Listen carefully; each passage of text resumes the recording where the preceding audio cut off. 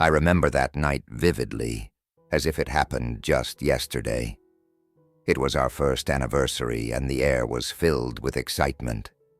My wife, Zichat, and I had been planning this special evening for weeks. But little did I know, she had something up her sleeve that would change everything.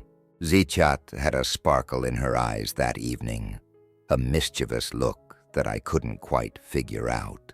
She kept hinting at surprises throughout our dinner at one of the coziest restaurants in Kafanchan, her laughter echoing in the dimly lit space. We had a beautiful dance, enjoying the music as if it were just the two of us in the world. The night felt perfect, yet there was an electric tension between us, an anticipation of something more. To be fair, it has been a while we got intimate. I had no idea that this would be an anniversary I would never forget. On our way home, Zichat leaned towards me, her fingers tracing patterns on my thigh, sending a shiver through me. Her voice was soft, teasing, as she asked, "Is this all for the night? What did you mean by making tonight unforgettable? Do you still have plans for me this night?" I couldn't help but smile and nodded eagerly. The intensity in her voice made me suspected that she might had planned something for the night. When we finally got home, she led me upstairs. Her hand felt warm in mine. The house was dark, except for the fading glow of candles that she had set up in our room. Zichat turned to me, her eyes sparkling with a mix of love and mischief, and she whispered, "Stay here, don't move." She blindfolded me with a scarf. Her touch was gentle, but commanding. My heart rate increased as I heard soft footsteps and the sound of rustling fabric. There was something thrilling about the unknown, and I felt my anticipation building as I stood in the middle of our candle-lit room. Zichat's hands were soft as she undressed me, her fingers moving across my skin, teasing me and heightening every sensation. I could feel her warmth, her breath. But there was something different, an extra sense of movement, like there was someone else in the room. My mind raced with questions. I even remembered Samson and Delilah, but I trusted my wife completely. Suddenly she whispered, "Happy anniversary, my love."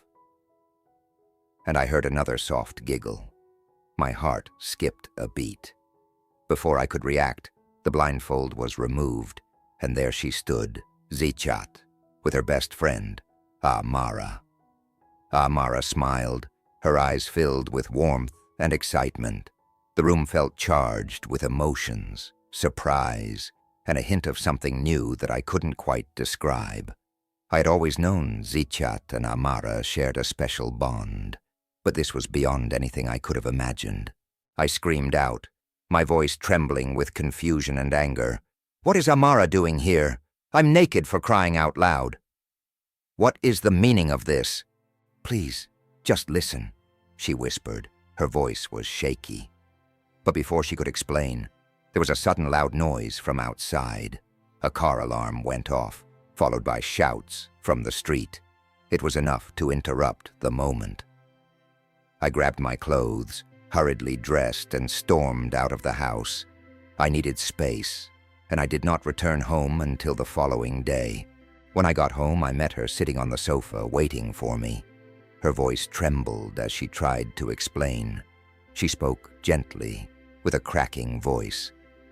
"I wanted to share last night with someone who means a lot to both of us. Please understand, it wasn't meant to hurt you." I could see her struggling to find the right words, her eyes filled with fear and regret. In the days that followed, I found myself thinking a lot about that night, and Amara seemed to be around more often too. I tried not to think about it too much, but there was a discomfort I could not ignore. Something about the way Zichat looked at Amara, the way they laughed together. It made me feel like an outsider at times. Looking back, the previous days leading to our anniversary had been different. Zichat was always complaining that our romance lacked spice and adventure. She was always saying we should spice things up. Is this what she meant by that? My mind was racing. What am I even thinking? Am I even thinking at all, or just trying to make sense of something that I couldn't understand? One evening, I overheard them talking on the veranda. Their voices were low, but I caught fragments of some words. My heart was racing, trying to make sense of what I was hearing. How do I explain this? Zichat was in love with Amara. My head spun. Am I dreaming? Is this real? Am I drunk? But it's been a while since I saw Farouk. The thought left me breathless, my mind spinning. I couldn't believe it. My wife, the woman I love, was in love with another woman. The next morning I confronted Zichat. I asked her directly, my voice was trembling. "Are you in love with Amara?" She looked at me, her eyes filled with tears, and she nodded. My heart sank. I felt a mix of emotions, anger, betrayal, confusion. I loved Zichat, but this was something I couldn't bear. I turned away from her. I needed time to think, to process what she had just told me. Over the next few days, I kept my distance.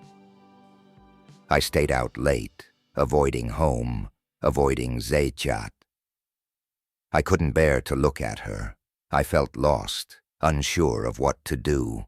My heart ached, and I couldn't ignore the feeling of betrayal.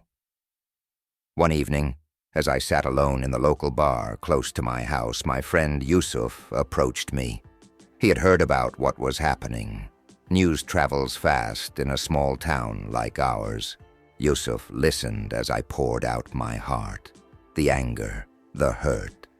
He simply said, "Love is complicated, my friend, but you need to decide if you can forgive her, if you can accept her for who she is." His words stuck with me, resounding in my mind long after he left. A few days later, Zichat's family friends, Amina and Musa, came to visit. Amina spoke first.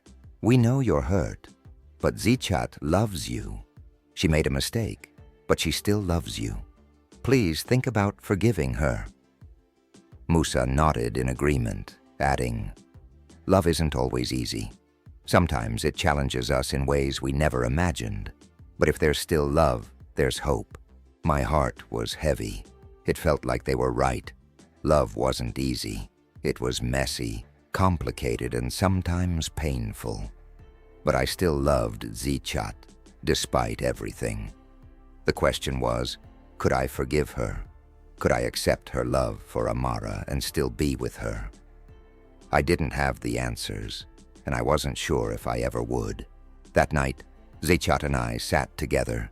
The silence between us was loud. She reached for my hand. Her eyes were filled with tears. "I love you," she whispered. "I never meant to hurt you. I just want you to understand me, to see that my love for you hasn't changed." I looked at her with a broken heart. I wanted to forgive her and move past this, but the pain was still too fresh. I don't know if I can forgive her, if I can accept what has happened, but I know that I still love her and that love is worth fighting for. Maybe in time, I'll find the strength to forgive. Or maybe I won't. Only time will tell.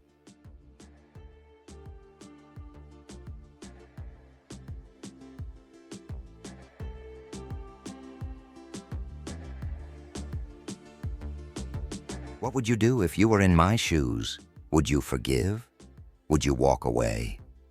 Let me know your thoughts in the comments section. I'm still searching for the right answer.